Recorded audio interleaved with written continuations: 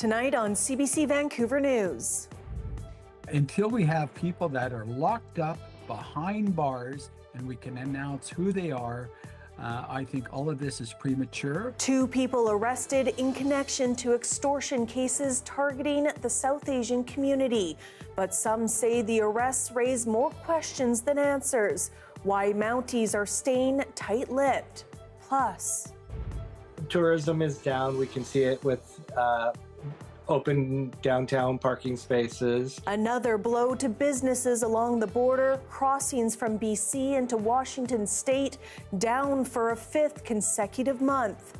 And a vehicle that idles in tall, dry grass could start a fire from the heat from the exhaust, or if there were other sparks. Mounties confirm a fast-moving wildfire near Lytton was sparked by an RCMP trailer. We'll tell you how it happened.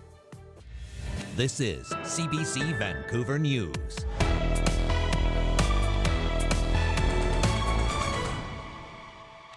Hello, I'm Janella Hamilton. Police say they've arrested 2 Surrey residents with alleged ties to extortion operations in the Lower Mainland. The threats and violence have primarily targeted the South Asian business community. It's a growing issue that has recently received attention from high-level politicians, including the Premier and Solicitor General.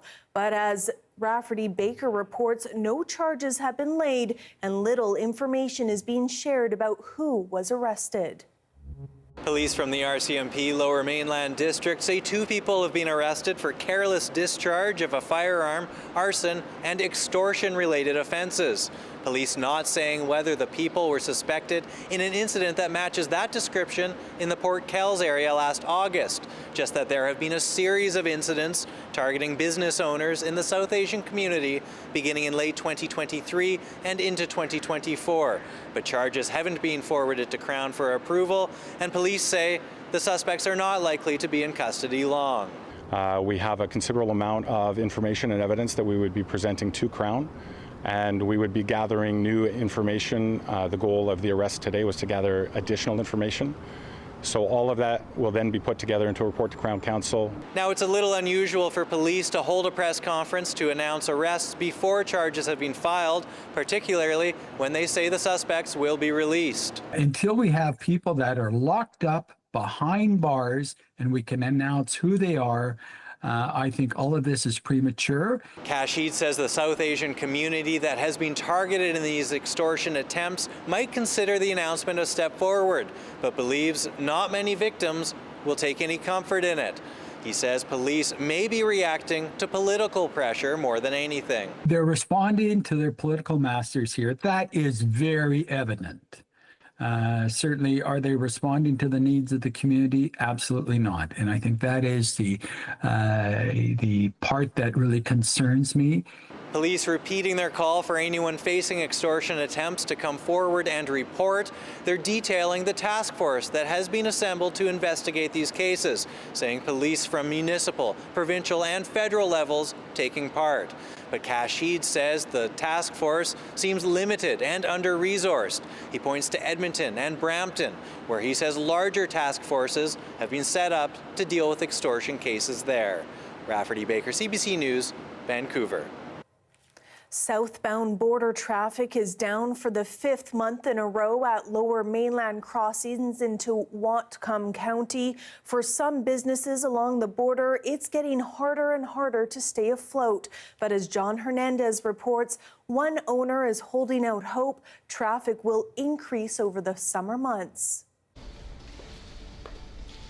It's been a tough road to the summer for Peter Raju. Business has been down steadily since February at his duty-free shop. It's unsustainable. Right now, we are only able to pay our rent and pay the employees, that's all. Southbound border traffic was down once again in June. 118,000 BC plates crossed into Whatcom County that month, roughly 43% less compared to the same time last year. While the stream of potential customers has dried up, at least for now, Raju notes there was one bright spot. He sold a $170,000 bottle of cognac. In spite of having one major sale of a cognac, which was an exclusive product, we were still down 51%, and we don't see any light at the end of the tunnel currently. But there are signs the tide could be slightly turning. These border crossings were slightly busier in June compared to May, and more people tend to travel over the summer months. And hopefully this long weekend with the July 4th, I do not know what kind of traffic is coming in. We are just hopeful that, things will turn around. Hopes that businesses in Blaine are also holding on to. Tourism is down. We can see it with open downtown parking spaces. Restaurant hours are modified. Enos says the July 4th weekend tends to be one where plenty of Canadians come to visit and join in on the festivities. That invitation is being extended once again. Our message is we're here for you when you're ready to come back. It's like that long lost friendship that will always be there. Travel from the U.S. into Canada, meanwhile, has also seen a slowdown, though by not nearly as much. Destination BC says there were about 5% fewer Americans crossing north in the month of April. John Hernandez, CBC News, Surrey. Hundreds of Uber drivers in Victoria have unionized, and as Sarab Sandhu explains, it's a landmark victory for app-based workers. Ride-hailing drivers in Victoria will soon be able to negotiate a collective agreement contract with Uber. One that they hope will address issues that range from improvements to pay transparency, improvements to health and safety provisions, a say and a better and fair process for account deactivations, and customer rating systems. This comes after nearly 500 Uber drivers in Victoria agreed to be represented by the United Food and Commercial Workers Union Canada. In BC, if more than 55% of a workplace sign union cards, they automatically become certified with the BC Labour Relations Board under a single-step certification process. What happened here was there's a confluence of a moment of issues that drivers were facing, a lot of brave drivers that came to the fore and really led the charge on signing union cards. We have other drivers that have little children, and this is their whole life to do, or their whole work life is that job. So they need some of those protections that a union can provide that we have never been able to provide. But this Uber driver says he would rather stay independent. Everybody has problems with their boss occasionally, and that's when you have to decide to communicate with your boss, and that's what I would do with Uber, and that's what I would do with any company. Last August, the province passed expanded gig worker regulations, which included a minimum wage, workers' compensation coverage, and measures for pay transparency. One expert says this latest move to unionize could push the ride-hailing company out of the municipality altogether. Foodora left Ontario. It's like in 2020, it seemed like such an accomplishment to have Foodora workers reclassified as employees. Foodora said, oh, okay, it's not worth it, we're out. In a statement, Uber Canada says its next step is to meet with the union to discuss the issues raised by the drivers. For now, the company says there would be no change in experience for riders in Victoria. Saurabh Sandhu, CBC News, Surrey. The company responsible for managing much of Vancouver Island's backcountry areas is being accused of restricting access to private forestry lands. A group of hikers say the public deserves access to the forests. As Claire Palmer reports, the company, Mosaic Forest Management, says it's looking for ways to make things more accessible. It's gates like these that have hikers and outdoor enthusiasts on Vancouver Island upset. There's gates everywhere and people can't get to beloved waterfalls or lakes or camping sites that they used to be able to access. Holland chairs an alliance of almost 30 groups who are calling on Mosaic Forest Management to change their practice of keeping many of their gates locked on its private forestry lands. Mosaic manages about 500,000 hectares of privately owned land between Victoria, Souk, and Campbell River. Holland says access isn't just about recreation, it's about greater transparency. We can't get in there and we can't see what they're doing back there. We can't see if there's been a landslide. We can't see if a watercourse has been logged. We can't see that they've logged an entire watershed.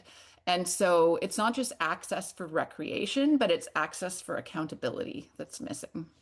According to data on Mosaic's website, the company has more than 20 gates that they open for weekend recreational use, like Century Salmon Comox, Mount Arrowsmith near Port Alberni, and front country sites like Nanaimo Lakes campgrounds. Over the past couple of months, Mosaic gathered public input through a survey, which the company says had more than 7,600 responses from trail users and stakeholders. A lot to take in, but we got a lot of great ideas. And we're going to review them all and look at some of the opportunities for improvement, which there are some. He says some gates are locked by private contractors without their knowledge, but adds sometimes locked gates are necessary for safety and to reduce risk of wildfires. It's a working forest. There's a lot of high-risk hazards, especially hauling on the roads would be probably the biggest risk with traffic. He says the survey responses will be put into a report that will be shared publicly in September. Claire Palmer, CBC News, Nanaimo. A small wildfire is burning out of control near Hope. Smoke could be seen rising from a steep slope earlier today near Highway 1 in the municipality's Silver Creek neighborhood. Crews bucketed the blaze using helicopters as residents kept careful watch. We're all keeping an eye on it. Looks like they've got it out as just smoking, so hopefully nothing flares up, but we'll all keep an eye on it. Crazy. So you never know if it was like yesterday and the wind was howling, could have burnt that whole mountain down and Silver Creek everywhere ready to go. The BC Wildfire Service says the fire is about 0.6 hectares in size and is suspected to be human-caused. This is the time of year where we really start to see more of those natural lightning starts, and human-caused wildfires are 100% preventable. So anytime we're devoting resources to these human starts, it's taking away from what we could be responding to. There are no evacuation orders or alerts in place, and the highway remains open. Anyone passing through the area is advised to check Drive BC for updates. RCMP say an out-of-control wildfire north of Lytton was caused by a police vehicle. The Isman Creek wildfire was discovered Tuesday afternoon close to Highway 12 between Lytton and Lillooet. Mounties say they were towing a trailer when the right wheel flew off, creating a shower of sparks that ignited dry grass along the road. Officers tried using a fire extinguisher, but it spread too quickly. Today, the blaze was upgraded to a wildfire of note. It has more than quadrupled in size since Tuesday. It's one of several recent wildfires deemed to be human-caused. If a power line comes down or a branch hits a power line, humans put the power line there, so that's classified as a human-caused fire. A vehicle that idles in tall, dry grass could start a fire from the heat from the exhaust, or if there were other sparks, that would be classified as human-caused. She says fires caused by smoking materials, campfires, and arson have decreased significantly year over year.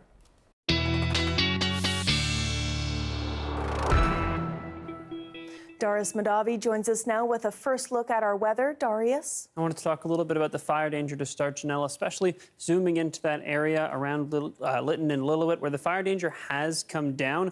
I can't say for sure. I imagine that's because temperatures have moderated a little bit. Winds are gusting a little bit less high today than they were yesterday for the most part. As we look to tomorrow, right through the day, we're expecting to see winds potentially picking up again briefly, but not as intensely as they were today and yesterday for sure, but a few gusts are very much possible. You can see that fire perimeter there right along the highway. If we zoom in here, you can see it's just along Highway 12. It actually intersects with Highway 12, although the highway isn't being overlaid there. If we zoom out here, you can see that precipitation up in the northeast. The other thing that we're watching today, the other big weather story, rainfall warning in place up around Fort Nelson. 60 millimeters of rain over the last 24 hours coming to an area that is very heavily drought-stricken. We'll talk more about that later in the show.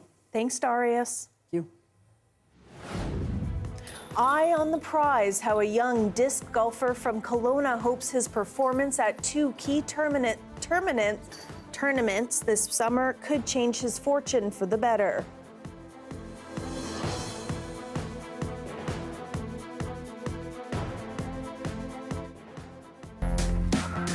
This is Vancouver is a new CBC podcast where we explore the issues, the stories, and the people that make this place home.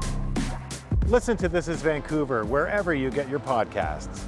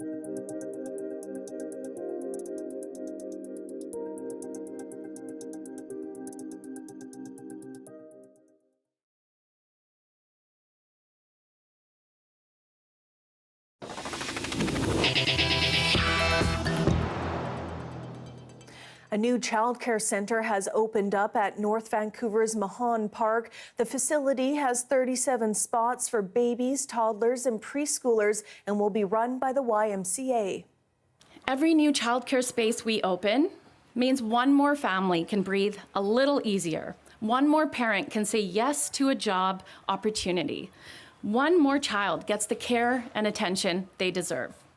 The centre is part of North Vancouver's childcare action plan that promises to create more than 1,000 childcare spaces in the community by 2031. It's funded by the province and will offer reduced fees for families.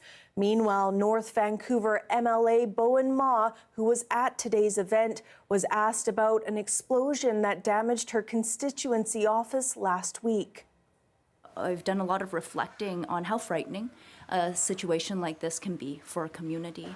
And I want the community to know that my office continues to be there to support them and that I have full confidence in the RCMP as they conduct their investigation. I certainly won't be intimidated from continuing my work serving my community.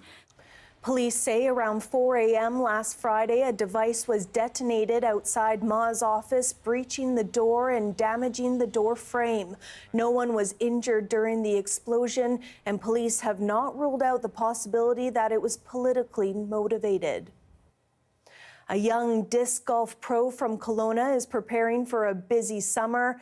18-year-old Carver Whitford is hoping to land a big professional contract, and he's doing it all a few digits shy of his competitors. Kimberly Davidson joined him at the disc golf course on Knox Mountain to see how he plays the game. 18-year-old disc golf pro Carver Whitford is preparing for a couple of big tournaments in July. So it's BC Open in Vancouver, and then TCL in Kamloops the weekend after that. So two big, really big Canadian A-tiers back-to-back. For long distance. Whitford's been playing the game since he was 6 years old, practicing just about every day. And it's paid off.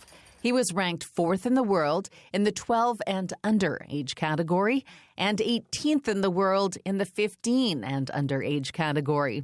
In 2023, he was crowned national champion overall. You're just trying to get it in the basket in the least amount of shots as possible, just kind of like golf. Oh, there you go. He says his short game, putting, is key to his success. It's harder for me to get a lot more distance as everybody else, but I try and not let that affect me. Whitford was born with ectrodactyly. It's a genetic disorder sometimes called a cleft hand, where one or more digits on the hands or feet are missing. Whitford is missing the middle 3 fingers on each hand. So I just got a pinky and a thumb, essentially, and then I just hold the disc off my pinky, and then I put my thumb on top, and then I kind of just throw it like that. Do people competing with you notice or at all? Yeah, they definitely notice. It doesn't affect them. I think they're probably more interested in it. I get a lot of questions on the course. And this summer, he's going to be spending a lot of time on a lot of different courses. Now that Whitford has finished high school, he says it's time to put his all into disc golf and make a real living at the game. Is it really a possibility to make a living playing disc golf? Yes, it is. There's pros out there making $1 million contracts, and that's from hard work and dedication, and hopefully I can get there too. And a good start would be clinching a major title this summer. Kimberly Davidson, CBC News, Kelowna. Here we have a view from the Rendezvous Lodge on Blackcomb Mountain. A crisp 3 degrees further up top, the snow hanging on into early summer. But it will be warming up throughout the province. Darius has your full BC-wide forecast when we return.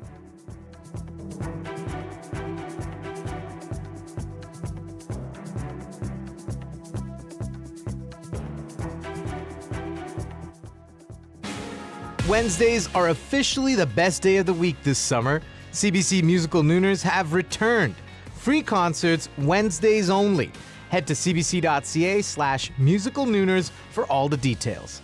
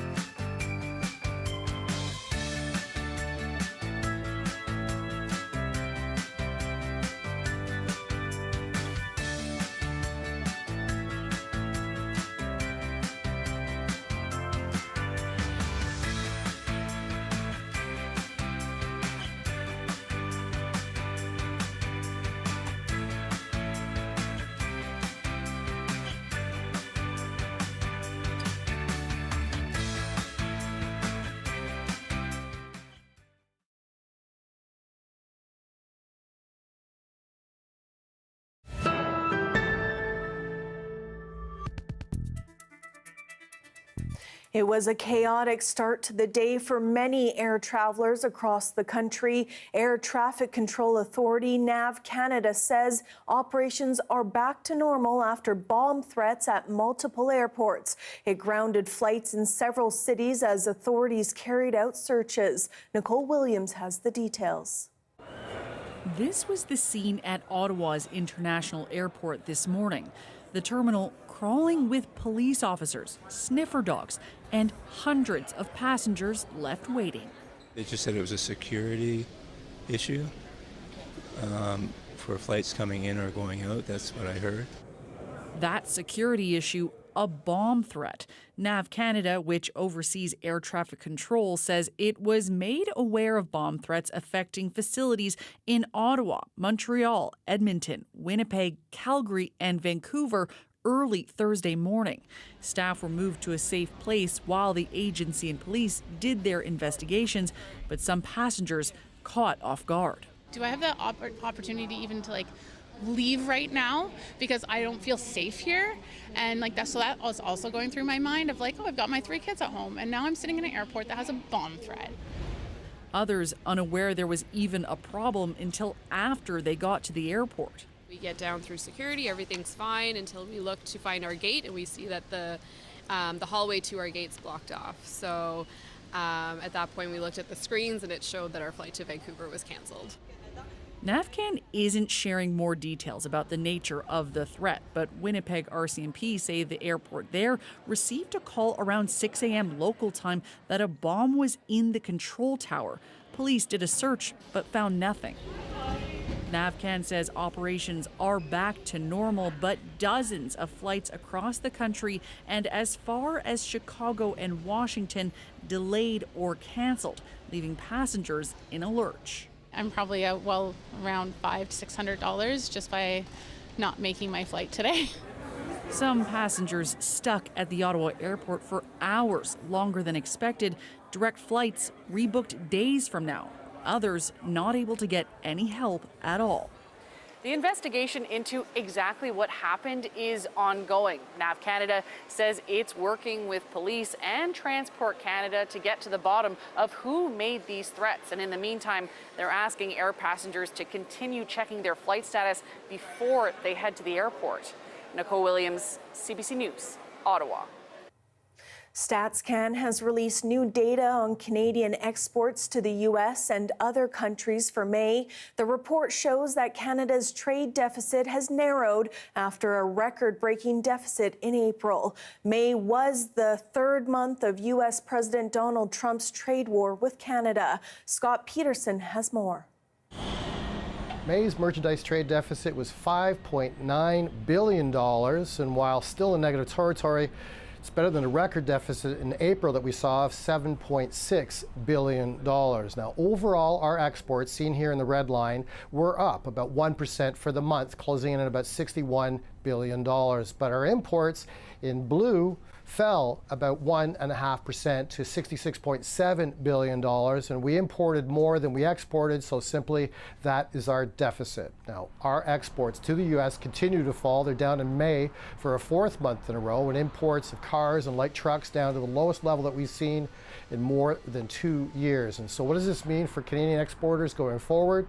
Well, here's Shelley Kaushik from the Bank of Montreal. There is, again, likely to be some additional pressure on steel and aluminum producers and exporters with the doubling of those tariffs in June. There was a bit of an increase in oil prices in June as well, but a lot of that was walked back. So for the month as a whole, there was a very small increase due to the tensions in the Middle East. But I don't think that's going to be enough to help support and the value of energy exports coming out of Canada. Certainly not enough to offset all of this other broader pressure and all of these extra headwinds that Canadian exporters are facing right now. So there is room for optimism that Canadian businesses are finding. Other markets, Canada ship more gold to the UK, more crude oil to Singapore, and more aluminum and pharmaceutical products to Italy. And according to Statistics Canada, in 2024, about 76% of everything we exported went south of the border. And for the month of May, that number has dropped to about 68%. So optimism that there are markets other than the U.S. Scott Peterson, CBC News, Toronto. People in Yukon are pushing for more answers tonight into what caused a major landslide at a gold mine last year. The results of an investigation into the cause are now out, but as Gabrielle Plonka explains, many say it didn't go far enough. A year after a catastrophic landslide at a Yukon gold mine released a cyanide solution into the environment, an independent review is providing some answers as to the cause. It found the Eagle Mine's heap leaching facility, which uses cyanide to extract gold, wasn't draining properly, and that the company used poor quality ore and had malfunctioning machinery.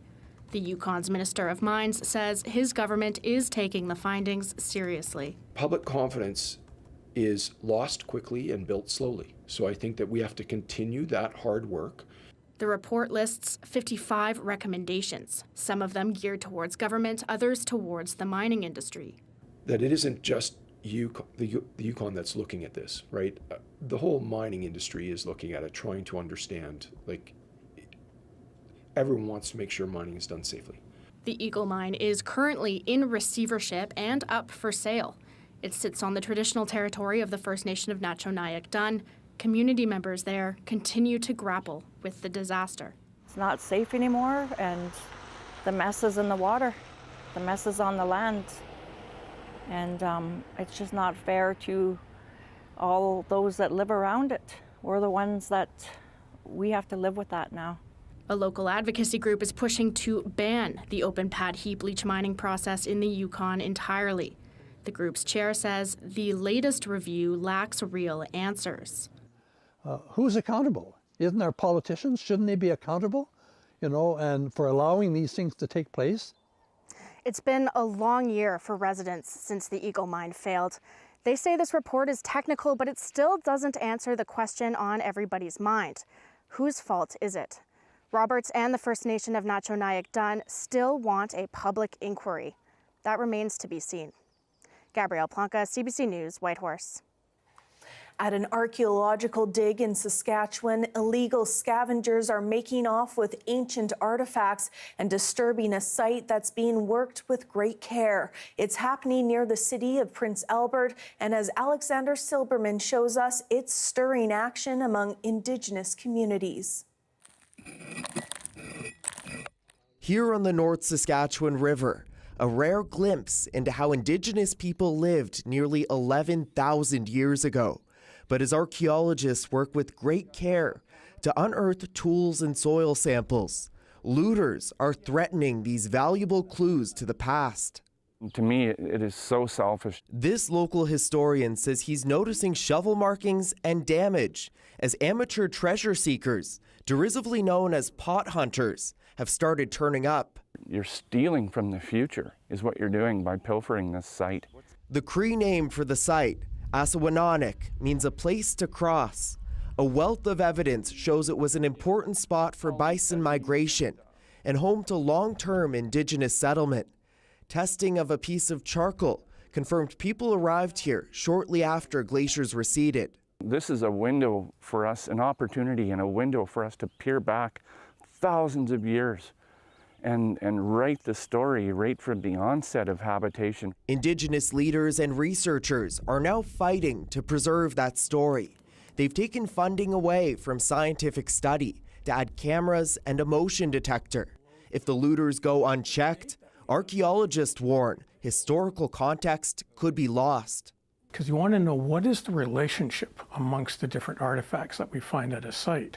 If something's pot hunted, then you just have a pile of stuff, sitting on the floor. It's a part of our identity, and without the land, we don't have that identity. Nearby First Nations and Métis communities are now in talks with the provincial government.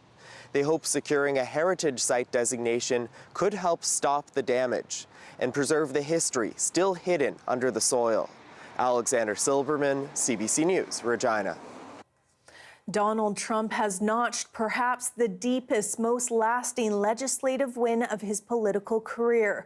The One Big Beautiful Bill Act has passed a final vote in the U.S. House of Representatives.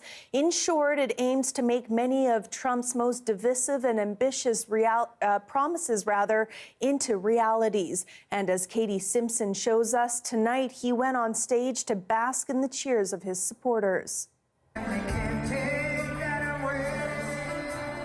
A victory lap for Donald Trump on what will be remembered as one of the most consequential days in all his time as president. There could be no better birthday present for America than the phenomenal victory we achieved just hours ago when Congress passed the One Big Beautiful Bill to make America great again. His big, beautiful bill, that sweeping legislative package, squeaking through Congress. The yeas are 218, the nays are 214. The motion is adopted. It took a lot of arm twisting, but in the end, only 2 Republicans would defect. Excited Republicans, led by Speaker Mike Johnson, who said his party had to act fast while in control of the House, the Senate, and the White House. I believed in this vision. I believed in the group. I believe in America. I believe we have the greatest nation. The bill extends and expands tax cuts for households and corporations, boosts spending for the military and immigration enforcement. It ends some subsidies for green energy in favor of support for the fossil fuel industry. It also adds trillions of dollars to the national debt, changes and makes cuts to social programs for the poor, children, and the elderly, with warnings up to 17 million Americans could lose their health insurance. Everybody should vote no against it because of how it attacks children and seniors and everyday Americans. Democrats tried to stop the bill from passing. House Leader Hakeem Jeffries speaking for a record 8 hours and 45 minutes, trying to convince Republicans to join them. His efforts ultimately failed and maybe even backfired. Some Republicans were infuriated by the delay tactic. What we just heard can be defined in one word: a bunch of hogwash. That's the CBC's Katie Simpson reporting. Gaza health authorities say Israeli airstrikes have killed more than 90 people since Wednesday. Officials say many of them were trying to get humanitarian aid. The deaths come as Israel and Hamas inch closer to a possible ceasefire that would end the 21-month war. Tom Perry has the latest from Jerusalem. Details of this proposed ceasefire have been coming out in dribs and drabs in the Israeli media. Some details include that Hamas would release 28 living and dead hostages in stages over the 60-day ceasefire if it comes together. Palestinian prisoners would be released. More aid would be allowed into Gaza. Hamas would not hold ceremonies when they release these hostages. We've seen in the previous ceasefire when Hamas would release a dead Israeli hostage, there would be this elaborate parade, a propaganda exercise by Hamas. When living prisoners were released, they almost had to thank their captors for their release. So it was a real exercise in propaganda for Hamas. It just angered Israelis, and so that apparently will not be allowed under the current or the proposed ceasefire. On talks for ending the war, Donald Trump talked about that, saying that the U.S. would work with all sides to reach a permanent end to the war in Gaza. Israel is not yet committed to permanently ending the war, so that's still going to be a point of contention. We are hearing, though, that Hamas is satisfied with this deal, although we're expecting a full response from them on Friday. For Benjamin Netanyahu, there are hard-right members of his own government, though, who are not happy with this. So that's something that he's going to have to overcome to get this deal to go forward. We did hear, though, Donald Trump really putting pressure on Hamas this week, reminding them in that social media post they put on Truth Social that this is as good as it gets, that if they don't take this deal, it's only going to get worse. Now, amid all this talk of ceasefire, the violence is continuing in Gaza. We saw airstrikes across the territory last night. Dozens of people were killed. In fact, across the territory, it's roughly 100 who've been killed in the last 24 hours. Airstrikes on tents, areas where people have pitched tents, displaced people seeking shelter, a former school where people have been seeking shelter. On top of that, we saw people again being shot or in the area of food distribution sites, at least 5 killed in an area where the Gaza Humanitarian Foundation had set up a distribution site. That group, of course, very controversial. A number of groups this week said that it should really stop operating in Gaza because of the hundreds of people who've been killed lining up in areas where its food distribution sites have been set up. Tom Perry, CBC News, Jerusalem. Nothing's better than taking a cool dip on a hot, sunny day. But as people start to spend more time near the water, experts say following swim safety precautions can save your life. More on that next.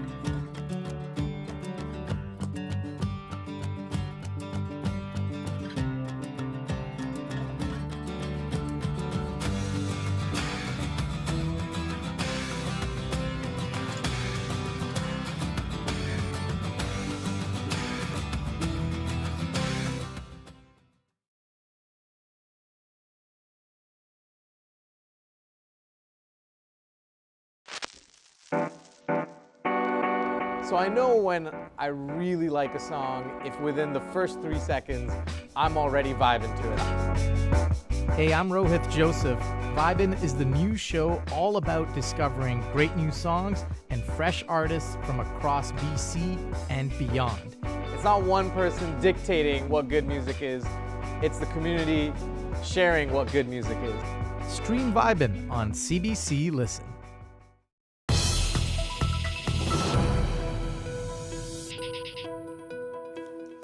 Cases of melanoma, the potentially deadly form of skin cancer, are on the rise in Canada. It's also one of the most common types of cancer found in young adults. But experts say many young people are not aware of the risks while exposing themselves to the sun.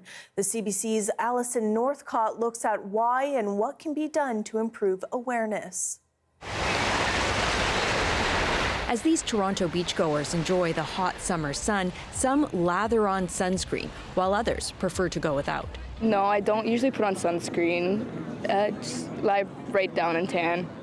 A recent study looking at what Canadian adults do to prevent UV exposure found more than 60% of respondents never or only occasionally use sunscreen on the body. Young adults 18 to 29 had higher odds than those 70 and up of spending more time in the sun, using tanning beds, and getting sunburns. Our messaging in terms of engaging in appropriate sun protection are just not penetrating into the minds of Canadians.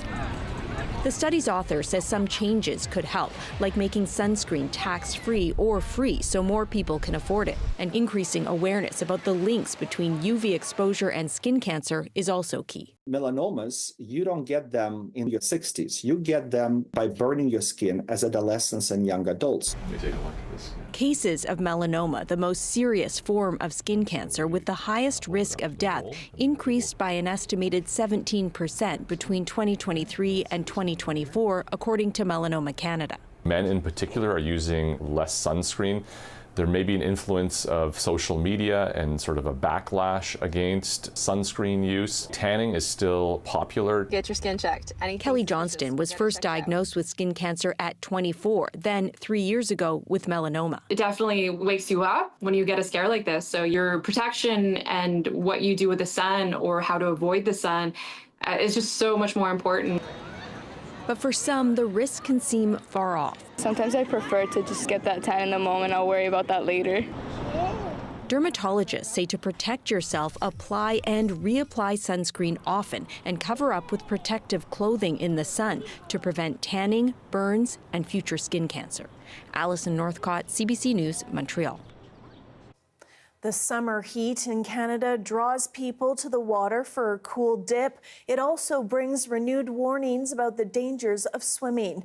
As Jennifer Yoon reports, experts are advising people to be cautious and pay attention while in the water. It's just past dawn. All right, welcome to the beach. And these Torontonians are braving the chilly waves of Lake Ontario. Some are novices. I started 4 sessions ago, I'm a beginner. Today's my first time in open water with waves, so I'm very intimidated, I can't lie. Others, pros. There's something really joyful about just being out in the open. It's not just some summer fun. It's also potentially life-saving. Let yourself shiver. I want you to let yourself shiver, okay? The most important thing from a safety perspective is learning about some of the conditions, so the cold, the wind, the current. On average, 442 people drown in Canada every year. Drownings most frequently happen in natural bodies of water over the summer and among recreational swimmers. Already this year, people have died in the water. At this urban beach in Montreal, 2 suspected drownings in June. The capacity of you to see through the water, current, and all these factors have an impact on the risk of drowning.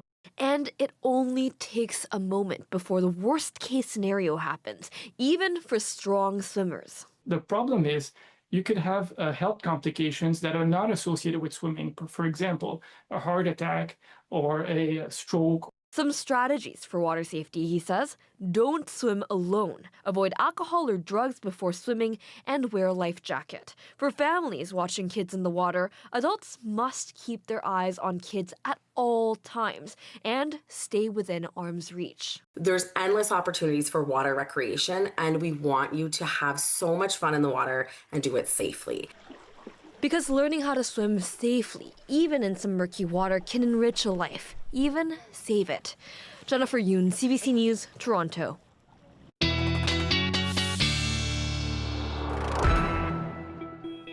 Darius Madavi is back with a look at the weather, but beginning with some drought conditions. Darius? That's right.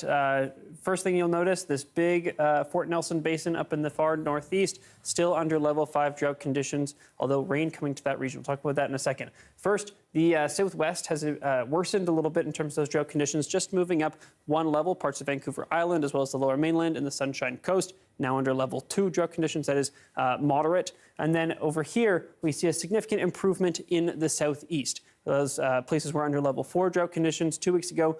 The far southeast was in level 5, and now they come down to level 3. So seeing some improvement in places where we're getting that precipitation that we need, but Fort Nelson, very stubborn. Now, they have gotten virtually no rain for a very long time, no significant rain at the very least. Last night, that changed. They got a big low pressure system moving across northern BC, spreading showers to much of the region, as well as thunderstorms, but coming with a lot of rain. We're talking 30 millimeters in large parts of the northeast overnight last night, another 20 to 30 millimeters today. That system is now continuing to move east, and that rainfall warning has dropped in just the last half hour from when I was up here last. The other thing that I wanted to mention is that amount of rain, as we've talked about before, under those level drought conditions can lead to problems like erosion, flooding, and landslides. So keeping a close eye out for that over the next 24 hours, because it can take some time to see those impacts.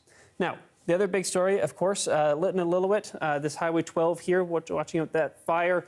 We saw wind gusts today, not quite as high as yesterday for the most part, but as we look to the days ahead, Friday, we may see a few gusty winds at times, but again, not likely to reach as high. But as you can see, there are little pockets of gustier winds, including down around Lytton, that may make their way up here as well, just running through that canyon, through that valley. So another thing that we're watching closely. Those temperatures are also posed to potentially be a concern as they continue to really spike up in places in the southern interior in particular. 30 degrees pretty much holding right through the weekend throughout much of the southern interior and the southeast. Things are a little bit more seasonal in the central interior and the north, though, especially after that rain that we saw. But as you can see, really staying dry in the southern interior for the most part. A few thunderstorms continue to be possible as those temperatures continue to rise over the next couple days.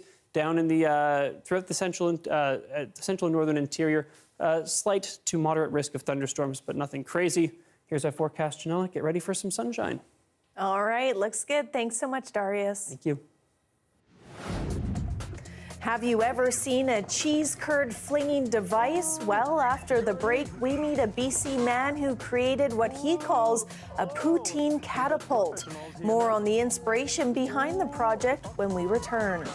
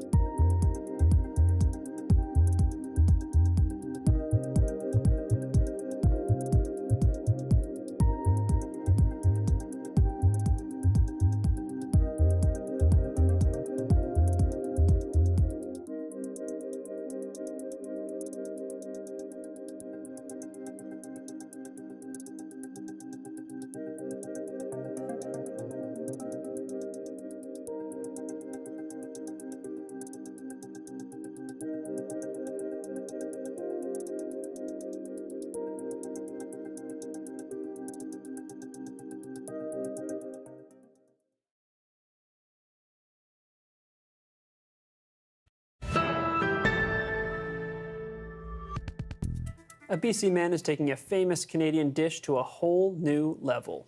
He built a Poutine catapult that flings fake cheese curds into a giant mock poutine. It was for an event in South Central BC. Take a look. Gotta crank it for them. They put the cheese in there. The tiny cheese. Oh! I got approached to create a cheese curd flinging device. The kids had to come and be able to put at least 3 cheese curds into the poutine. It all started in the design. I looked at what Leonardo da Vinci did or drew, and one element at a time, just focus on doing what I know first, and then slowly refine and experiment. And that's the funnest part. I was excited to build a catapult and be paid for it. That was a dream come true as a kid. So the cheese curds, I went with a dense memory foam because it already had a nice similar color. So I wish it was gravy, but we went with water. It was less messy. Oh yes, bien joué, fromage. Fromage. That's so cute. Our director Mel just said in my ear, look at all the debris, which is really good. Oh, Brie. it's a cheese pun. Thanks for being with us tonight on CBC Vancouver News. To keep up with all the latest news, you can head to our website, cbc.ca/BC. I'll have your next local news at 11 o'clock right after the National. Have a great night.